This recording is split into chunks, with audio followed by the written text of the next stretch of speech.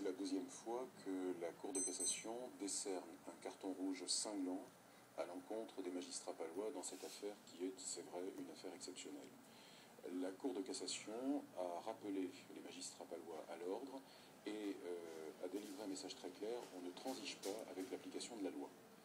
Nous avions déposé une demande d'audience en octobre 2010 afin qu'il se tienne une audience publique lors de laquelle nous souhaitions débattre des éléments à charge dans ce dossier.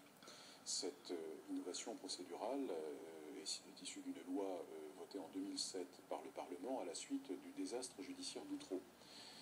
C'est la première fois que cette procédure était initiée à Pau et pour une tentative, pour un coup d'essai, ce fut un coup de maître, car la Cour aurait dû rendre sa décision le 25 janvier 2011 au plus tard, à peine de remise en liberté, dit le texte. Or, la Cour a statué avec 5 mois de retard. Ils étaient donc hors jeu. Ils ont tenté, au travers de la décision rendue, de camoufler le problème juridique, mais cela ne pouvait pas échapper, évidemment, aux magistrats de la Chambre criminelle de la Cour de cassation. La Cour suprême a dit le droit et a rappelé que, quelle que soit la gravité des faits, quelle que soit la personne mise en cause, la loi est la même pour tous sur le territoire de la République. Concrètement, votre client, il a un suivi judiciaire ou il est en liberté, il est ressorti sans contrôle? C'est ça toute la particularité de ce dossier. Si nous avions été entendus, parce que ça fait 2 ans que nous prêchons dans le désert, il aurait été remis en liberté beaucoup plus tôt et peut-être les magistrats auraient-ils envisagé des mesures de contrôle judiciaire. Or là, en obligeant en quelque sorte à cette espèce d'impasse, de cul-de-sac juridique, eh bien on se retrouve dans une situation tout à fait extraordinaire dans laquelle ce gamin est aujourd'hui libre sans aucune mesure de contrôle judiciaire. Ça peut poser des problèmes selon vous? Ça n'en posera pas parce que je suis intimement convaincu que ce gamin répondra aux convocations ultérieures en justice.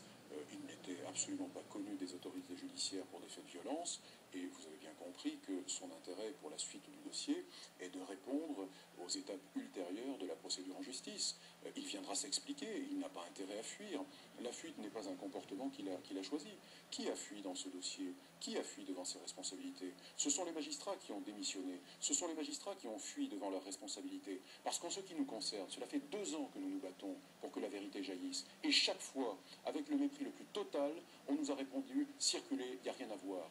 Tantôt, la vérité du dossier a été dénaturée, tantôt les règles de droit ont été bafouées. Ce n'est pas nous qui avons fui devant nos responsabilités, au contraire, nous les avons assumées. Mais si en revanche, ce dossier est aujourd'hui un véritable désastre judiciaire, ce n'est pas la faute des avocats de la défense, c'est la faute des magistrats palois, car c'est eux qui portent cette responsabilité. Le message de la décision prononcée hier à Paris est très clair, c'est un coup de semonce cinglant à l'égard de l'inapplication de la règle de droit dans ce dossier. Ce qui nous désole, c'est que dans cette affaire, il y a sans doute eu un contexte passionnel extraordinaire qui a pollué le contexte serein dans lequel la justice a été rendue.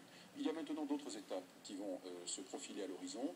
Nous allons songer à l'éventualité d'une plainte pour détention arbitraire parce qu'il est évident que ce gamin a été détenu irrégulièrement depuis le mois de janvier 2011.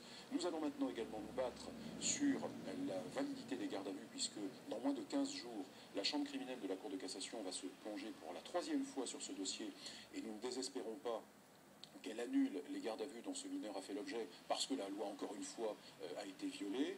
Et puis, étape suivante, le 4 octobre prochain, nous discuterons de la pertinence de son renvoi devant la cour d'assises. Le juge d'instruction n'a pas voulu nous écouter, encore une fois, et a renvoyé ce mineur devant la cour d'assises. Nous avons fait appel. Peut-être encore une fois, essuierons-nous un refus? Eh bien, c'est pas grave, nous irons plaider à Paris. Chaque fois que nous allons plaider à Paris dans ce dossier, c'est avec succès et avec bonheur, puisque hier soir, c'était la 2e fois que la Cour d'appel de Pau se faisait censurer. Eh bien, nous ne désespérons pas qu'elle le soit une 3e fois dans quelques jours. Et si ce dossier doit être jugé dans des conditions sereines, je pense, parce que ça fait 2 ans que je le dis, je pense que ce dossier devra être dépaysé, qu'il devra être délocalisé. Et je suis certain, j'ai l'intime conviction qu'à Bordeaux ou à Toulouse, ce dossier sera jugé infiniment plus sereinement et que finalement nous arriverons à une correcte application de la loi.